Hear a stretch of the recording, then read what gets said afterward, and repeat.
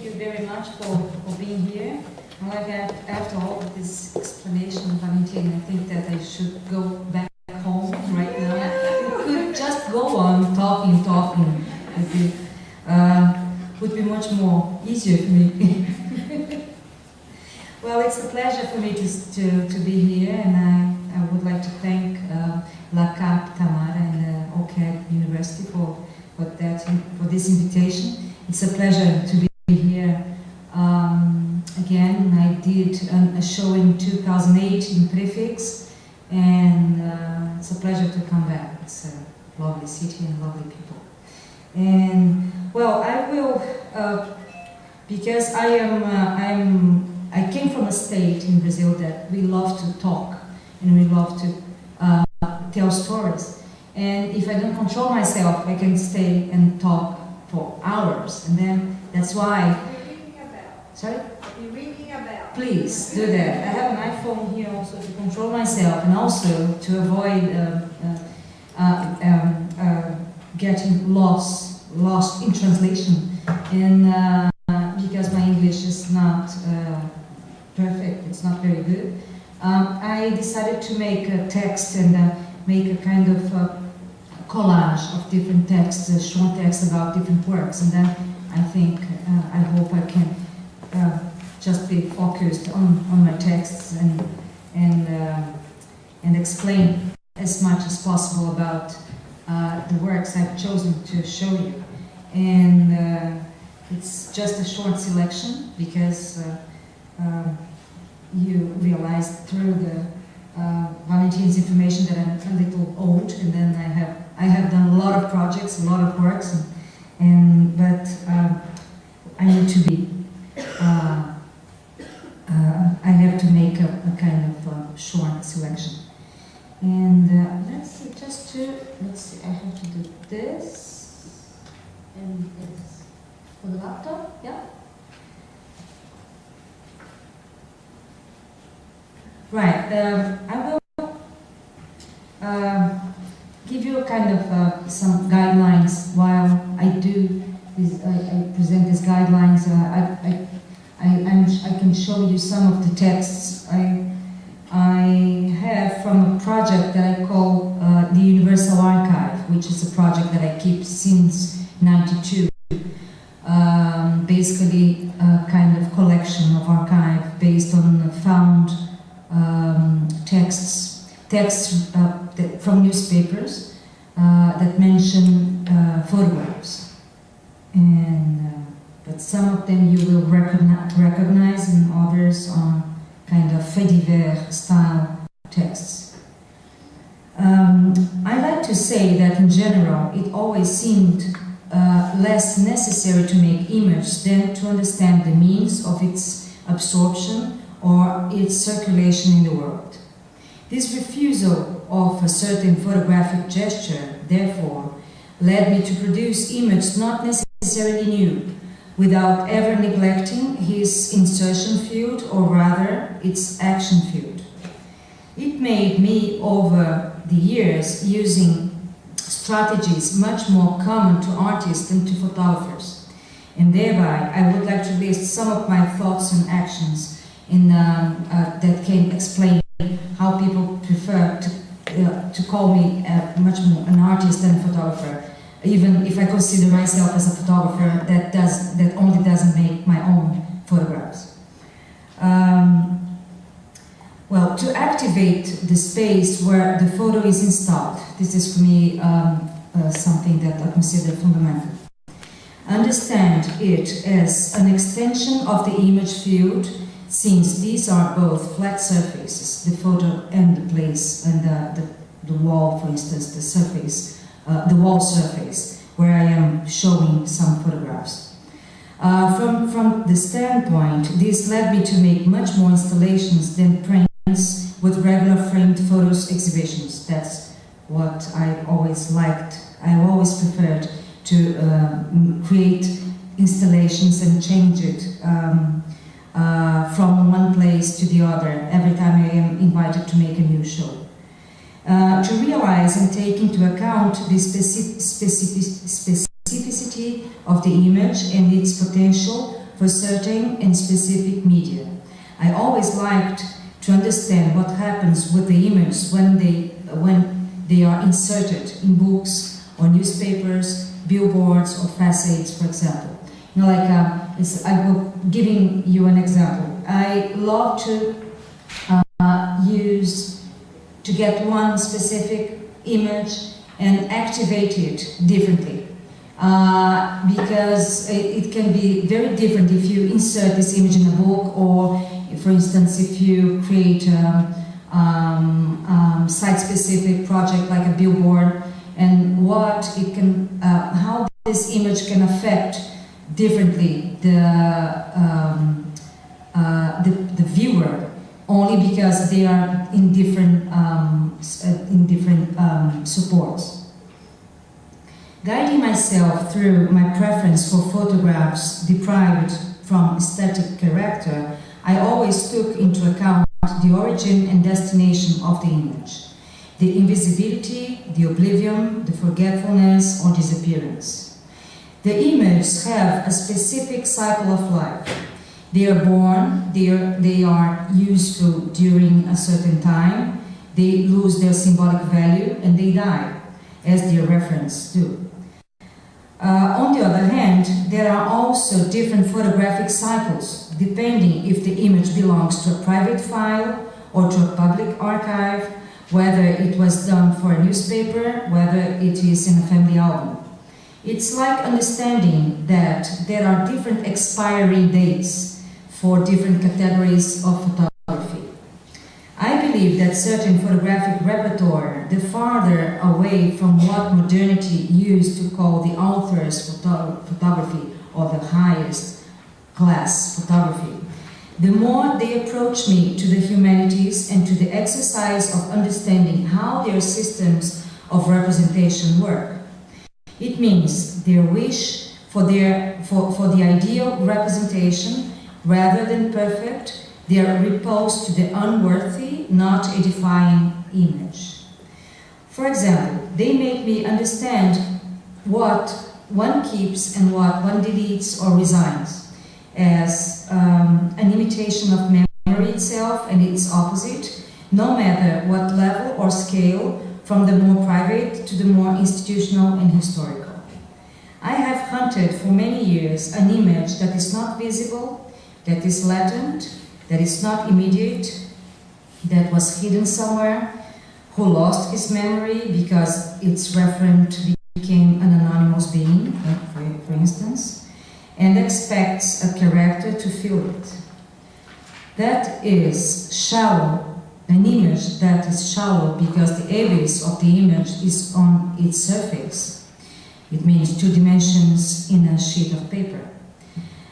I keep chasing while simulating this image through strategies that allow me to travel between various disciplines and texts. My images do not seem to belong to the digital realm, at least not for now, at least while I can avoid it, actually. Without any nostalgia, I like to say that most of the digital images seem to be born without memory, because most of the times their producers make them just to forget them or to lose them. I choose, these are some of my thoughts and things that I like to explain a little, because some people ask me if I work digital, then okay, I work digital when it's necessary only, but most of the cases, and I think that 99% of the cases I don't need it. And I would like to show you, I'm sorry, I forgot to show you those texts, and some of them are in Spanish.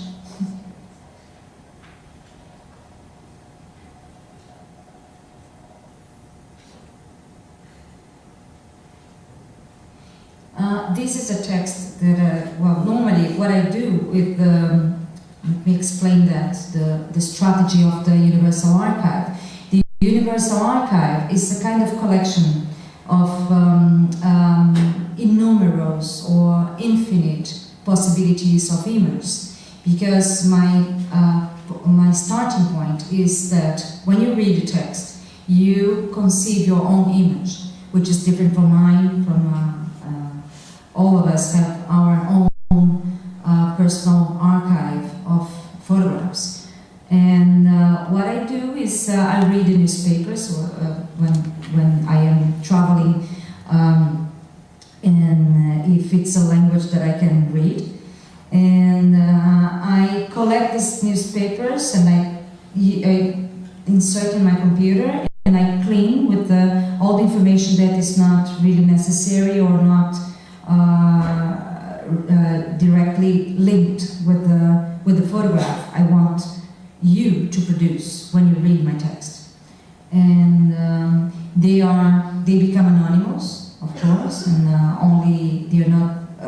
don't mention the author, the journalist who wrote the text, and most of the times I just give a kind of in the acknowledgements, and I only mention the newspapers used in the project when I do the selection of these texts for an installation, for instance. And I will just show the English versions.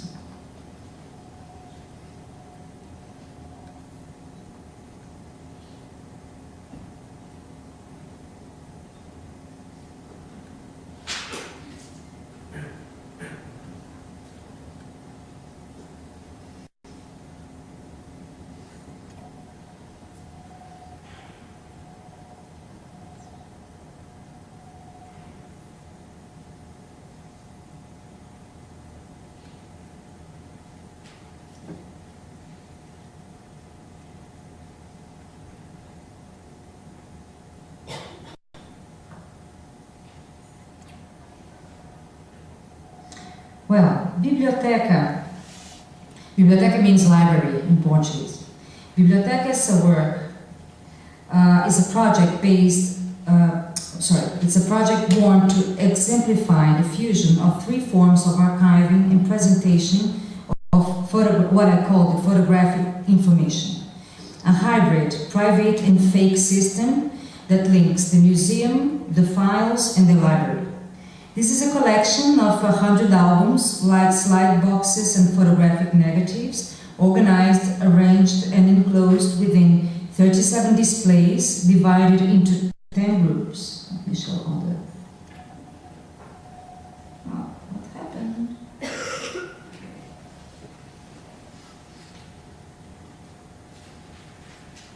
Right, okay. These groups are like continents represented in a very particular cartography, where each display contains an identity or specific culture whose neighborhood can be harmonious or contrasting. It comes with a world map where numbered pins show the locations where objects were acquired, while giving us the first clues about what lies behind the 5 colors used in the displays. You can see the map. There is a map on the left corner up there. It's a kind of world map, big with the pins, the colored pins.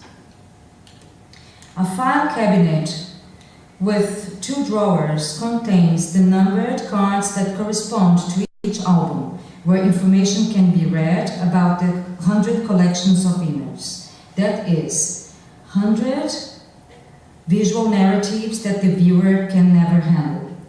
This is the file that people can open and have the information about the content of each album.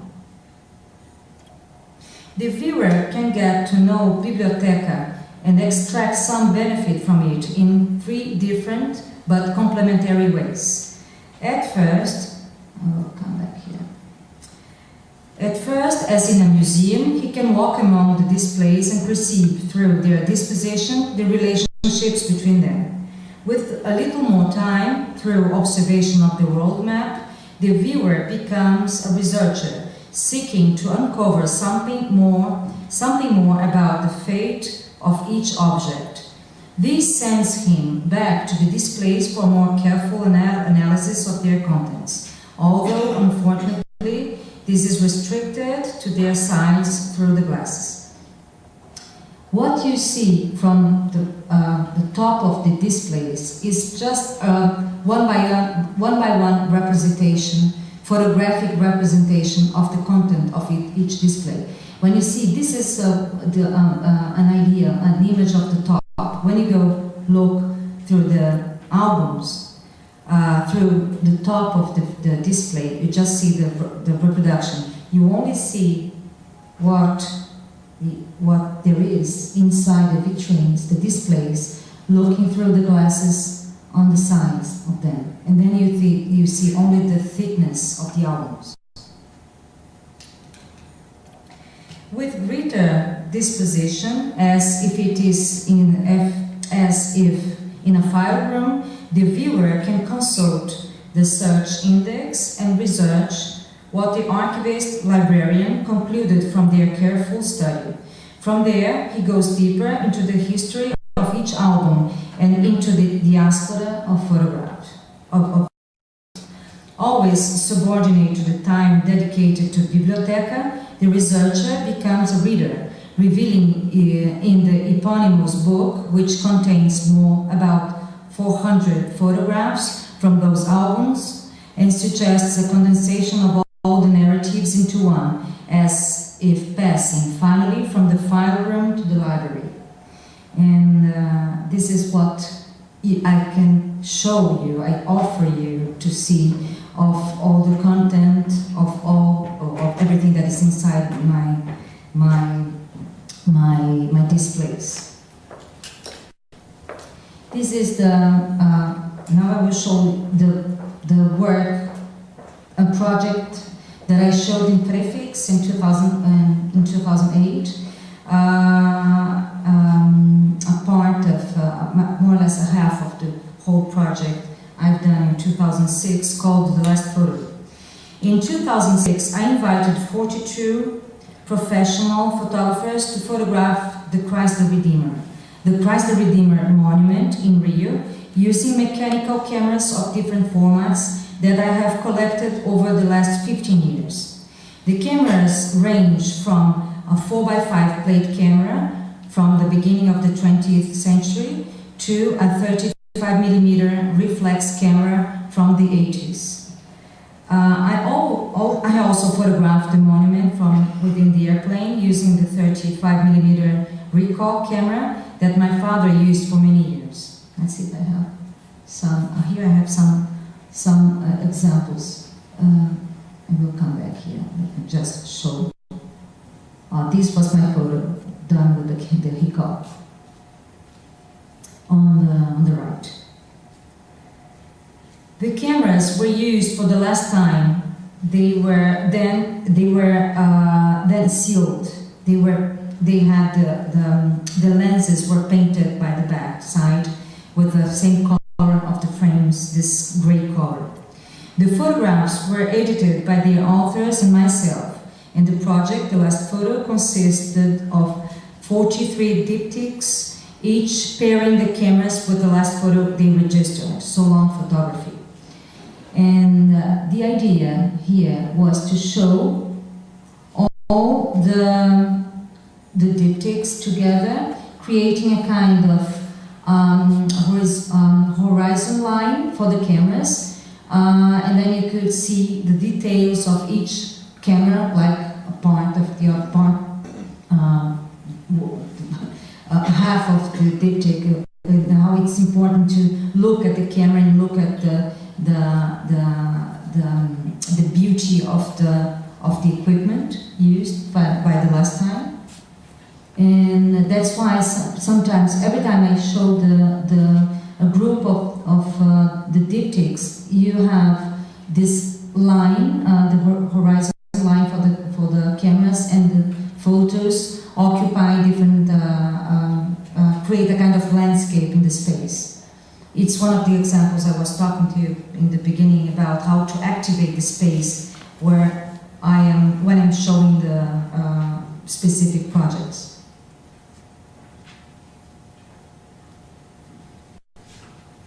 In this work, I wanted to put into play some important issues related to the photographic image. First, the supposed death of the analog photograph. It was very curious because that time, in 2000, between 2005 and 2006, I talked to different photographers and all my friends. They were all suffering, complaining about the necessity of migrating from the analog to digital, because the industry didn't allow them to go on being professional using films, especially in Brazil, especially in the peripheral countries where the industry decides, we won't sell films anymore, and then you just need to adapt yourself to the new age, new time. And that's why I could put all my friends working together with me, because it was a very funny way, or very interesting way to discuss about these issues, and especially the death of the analog image, doing photographs analog way. And I invited them, my friends, by email, and I sent probably 6 to 60 different friends, and almost all accepted, because at the end I had a group of more than 40 friends working together with me and sharing the authorship of this project, because all of them signed together with me, because each name of the diptych is the name of the camera used and the name of the photographer who did the photograph. This is very important for me. And this is now to talk, just to talk a little more about the other issues related, or the authorship, obviously, I just talked about that. Suggested, and also the authorship related also to the monument, the Christ the Redeemer monument, because there is a triple authorship related to this monument. And it's a very big debate since 2005 about who is the owner of stolen photos. They received this back anonymously, most of them. Most of the stolen photos belonged to the collection Dona Teresa Cristina Maria, name given to the private library of the Emperor Peter II, donated by himself later to the National Library. Then you can imagine how important is that collection. This huge collection of photographs is part of UNESCO's Memory of the World program. The criminal investigation for file number, this is this unpronounced, I cannot pronounce this number. This is the number of the criminal investigation file, and it's also the title of the book. The investigation is over. Some thieves are in jail, but those who masterminded the theft remain unpunished until today. And they are very known people and very rich people, unfortunately. The book entitled 2005 5101 5173 contains reproductions of the backs of the 100 recovered photographs ordered according to the date in which they were reintegrated into the iconography department's collection. There are two versions. Now I will explain you. There are two versions of this book. An offset version donated to public and art institutions, libraries in Brazil and other countries, and an album version with only 12 editions with an open format of separated plates. This is the example. This is one of the album style book. For as long as the National Library receives back stolen photographs, new reproductions will be added to the book, to the album, whenever photographs are returned. And there are different ways to show this book, depending on how the space and the place where I will install. And sometimes I just allow people to come and look at the plates one by one. And this is a detail. And this was how I showed the work in Istanbul Biennial, because it was a long-term exhibition. It was necessary to leave it safe and not being touched by the hands of the visitors.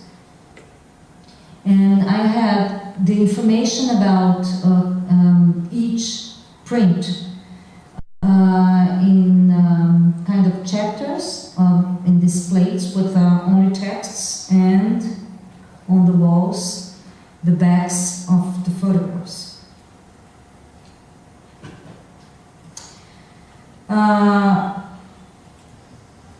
The idea, this is not a book about photographs, it's a book about a theft.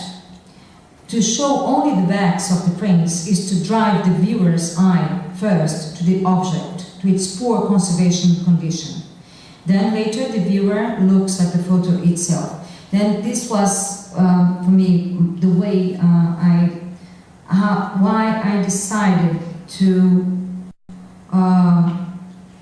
let's see, this is what you see in the book. You only see the back of the paper. Sometimes you see, by the transparency of the paper, what is hidden from you, the image itself, which is behind the back of the paper. And this was, this was very important for me, not to show the photographs. And in a way, it's like to keep a kind of respect towards the photograph and the photographer, because some of those these prints you can see in other collections in Brazil, but the idea is to talk about the theft, not about the photographs. These photographs you can just look in other collections in Rio. Some of them are still there. And on the other side, showing the backs, it looks like creating a kind of blindness, which makes us think about erasure and historical amnesia. Historical amnesia relates, of course, to the loss of historical patrimony and also to the impunity of the crime against property, which is our main problem right now, because we don't put these people in jail, and we don't recover the images, the originals. And the other project I'm just finishing now is the other collection of stolen, the other collection which was stolen from the General Archive of the City of Rio. And this is the title of the book. Well, 27 albums containing photographs comprise the Malta collection, part of the iconographic of the General Archive, the iconographic department of the General Archives of the City of Rio. They contained pictures taken by the official prefecture photographers Augusto Malta and his sons Aristogiton and Uriel between 1903 and 1950, the 50s. These albums were restored and placed in special boxes, organized in accordance with the original notation established by the authors. In June 2006, shortly after the Corpus Christi holiday, the team responsible for Malta collection noticed the disappearance of 19 of these albums. Only 8 remained in the General Archives. There was no sign of forced entry, like in the National Library. The thieves may have worked subtly, gradually emptying the boxes containing the albums, so the crime also would only be discovered sometime later. They had a lot of time to make it, because it was really a huge task. What was intriguing was that the boxes were on the shelves arranged as always, but signs of vandalism were evident only once they were opened. Cut photos, torn pages, covers without any content, and in some cases not even that. Only box number 27 was also stolen and has never been found. About a year earlier, in May of 2005, the Malta collection seems to have been inventoried, but the document entitled Album Listing already showed numerous gaps in identifying the contents of each album. Maybe it was already done that way to conceal the gradual removal of photos of great historical and commercial value. Because probably they were stealing those photographs for more than perhaps 3 or 4 years. If a theft actually took place during that holiday, the Corpus Christi holiday in 2006, it served as a smokescreen to erase signs of previous thefts, probably perpetrated by the people who work inside the files. After 7 years, the criminal investigation is closed and much of the stolen collection remains missing. This book, entitled A01 Code until A27, mirroring the original album's notation and ordering, contains reproductions of the interiors and contents of each box, such as found after the substantial theft was discovered. As far as what could not be reproduced, it's up to the reader to exercise his imagination. Like the other book, its cousin from the National Library, this is a book about theft, not a book about the remaining photos. That's why I decided to include only 20% of the remaining photos.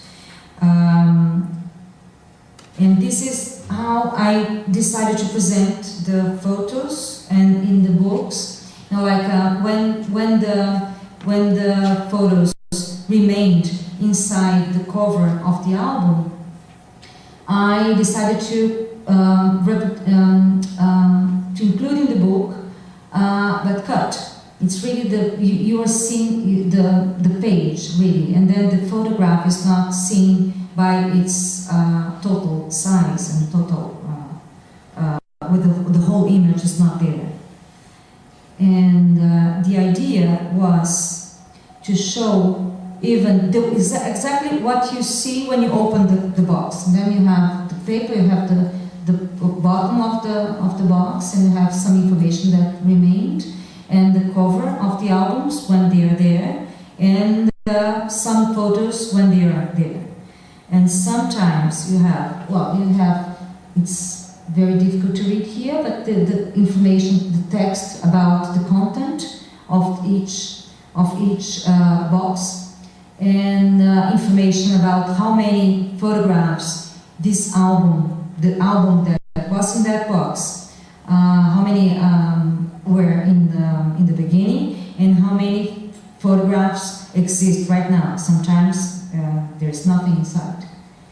And this is one of the cases, and then you have on the left side you have the bottom of the box, you have the cover here on the right side, and some photos, sometimes covered by a protection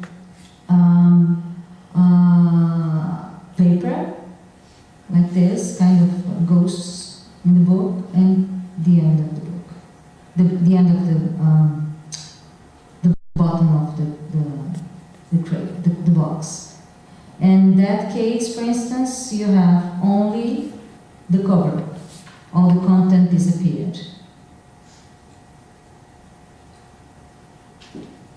And here it's another example where you only see the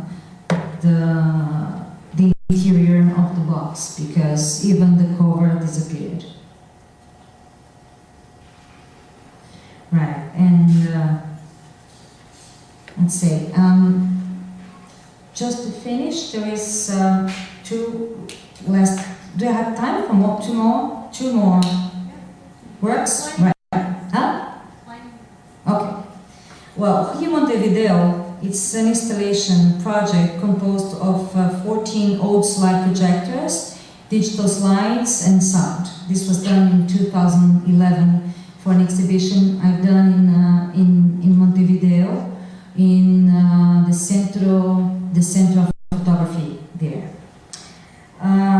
In 1973, sensing the imminent arrival of the military coup in Montevideo, the photographer called Aurelio González put away between two concrete slabs in an inaccessible part of the Lapido building all photographic negatives of the newspaper El Popular, which was the newspaper from the Communist Party at that time, produced between 1957 and that year.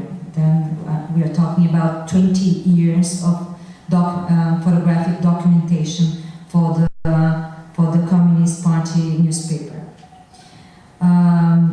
Well, we have to think. Well, I don't know if you have these dates in mind, but the Brazilian dictatorship began in '64, and I don't know exactly when the Chilean 73, and also the Uruguayan dictatorship began in '73. Then it was about, well, it was nine years later. And then we were in Brazil that time under the dictatorship when Montevideo in Uruguay, the military coup happened. Well, this guy, the Aurelio González, he had this idea of hiding all this material between two levels of this Lapido building. Was the building where the newspaper was based, was this the place where how we say the redaction? What is the name of office? Right, thank you. There were over 40,000 negatives which had remained there inside round film cans, this type of metal Kodak cans, very, very common, for over 33 years until they were finally found and recovered by the same photographer in 2006. It looks kind of a Mexican soap opera story. It's unbelievable. These found and archived negatives signify the recovery of a fundamental part of Uruguayan history. The years of economic downfall and of increasing popular manifestations which preceded the subsequent repression and establishment of the military dictatorship.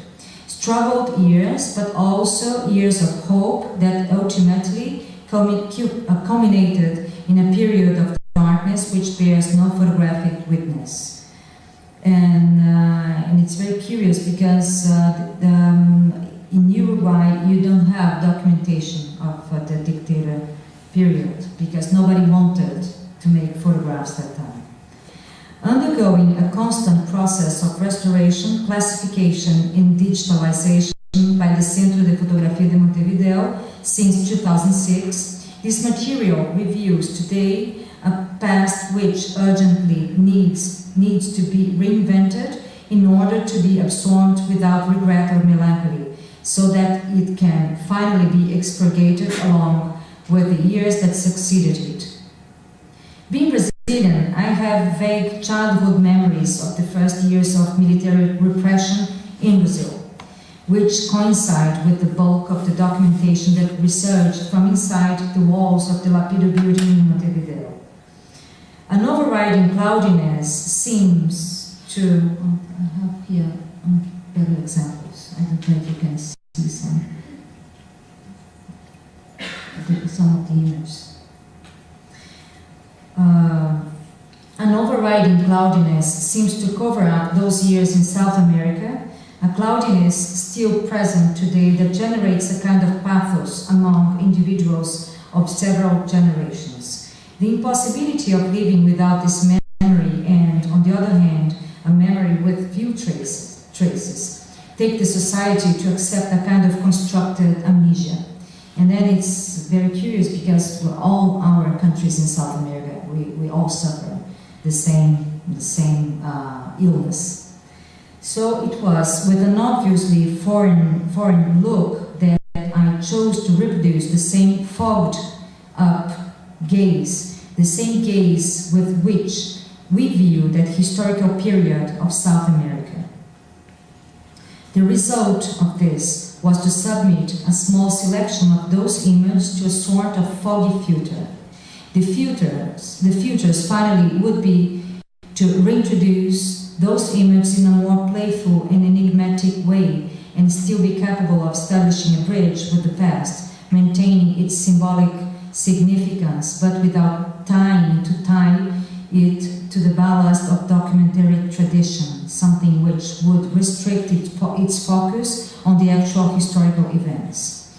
Such a foggy filter is, in reality, the transfer, for me, from the way I decided to use it, to interpret the foggy filter, is, in reality, the transfer of those images to slides, digital film, in their projection on walls by old slide projectors purchased in flea markets in Montevideo and in Rio. Very well. As a matter of fact, slide projectors are so anachronistic and unlikely as the reappearance of those images 30 years later. In addition to the projections, which are activated by the spectators themselves, a soundtrack based on the famous Communist International composition plays from a music box. A friend of mine did like a kind of sound, the International in kind of music, ding, ding, ding, ding, like that. It's very funny. And let's see, which are the views? Well, the way I decided to organize the projections was to create groups of different styles of projectors from different ages, and projecting these groups on the walls. And I have groups of 2, 3, or 4 different slide projectors. They all work. And the way I decided to, this is, it's a very beautiful space, kind of deco, Art Nouveau style building. And the way I decided, well, I've chosen to block a little the entrance of the light, was to use one of the images from Aurelio González production on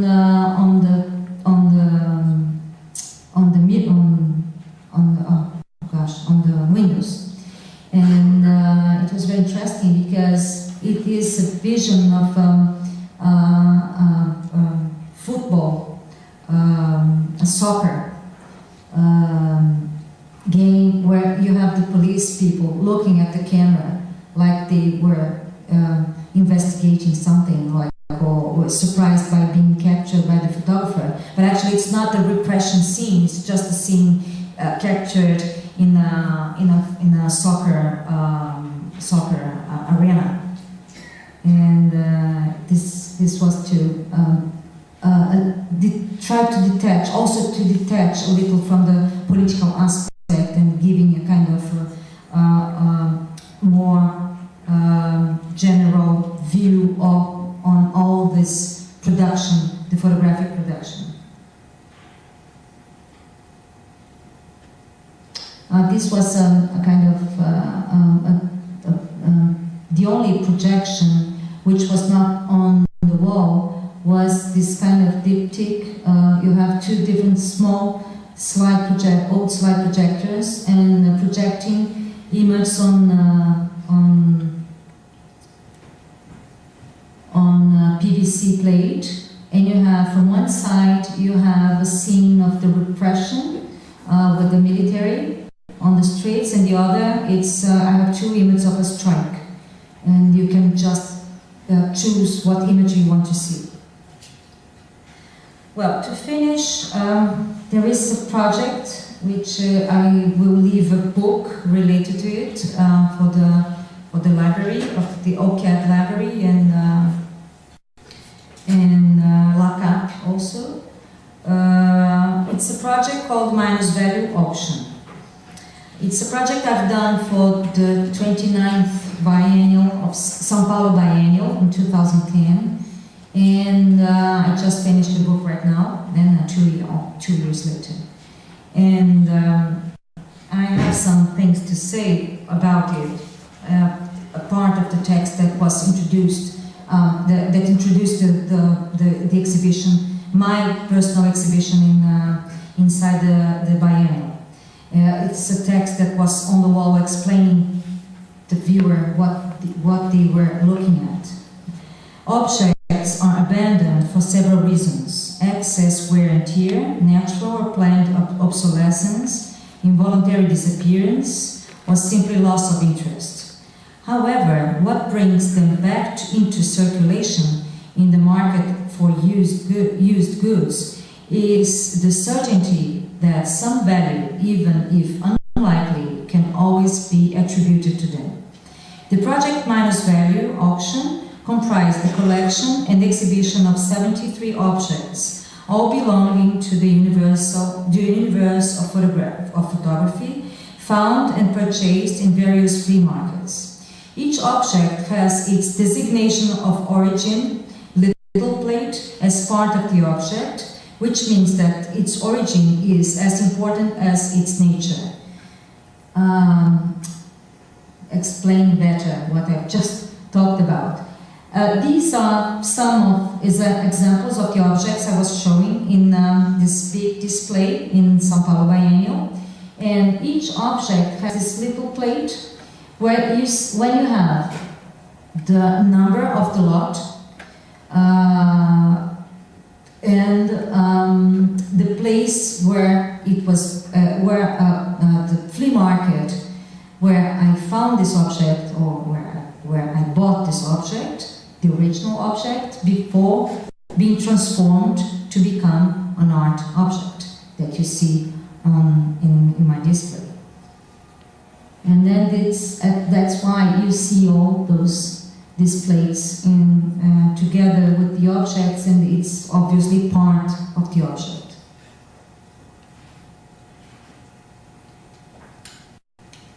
Through a long process of selection, recomposition and reconditioning, transformation, recontextualization and exhibition, these objects underwent successive aggregations of material and symbolic value along the way to their final destination, an auction held inside the São Paulo Biennial Pavilion, the most important art institution in Brazil. The collection was then exhibited at the 29th São Paulo Biennial and auctioned, really auctioned, object by object, by an official auctioneer on December 9th, 2010, inside the Biennial Pavilion. Each buyer received a certificate of part ownership in the Minus Value Auction project, and in this manner included it in their art collection. Like, this was very important for me to go with all this process from buying the object, transforming it, attributing it to its specific value. In each plate you have the number of the lot, that was the orientation for the auction moment, and also there is my name, and then that's why I consider that all these coaches that we can put layers of value, symbolic value that you can attribute to an object, since you get it in a flea market until you sell it inside the most important art institutions in Brazil. The book that closes the project contains the actual values of purchase and sale and the percentage of profit on the transaction. This I cannot tell you how much I got with the auction, because it was very funny. You know, like some objects, they were, I had kind of 300% of profit, and some objects I had 50,000% of profit. And then you have to see in the book and how much it costed at the end, for how much I could sell the object, or the auctioneer did that. And it's very interesting to see the difference between the objects, and try to understand why one object is sold by specific price, and why the other is perhaps 20 times more expensive than the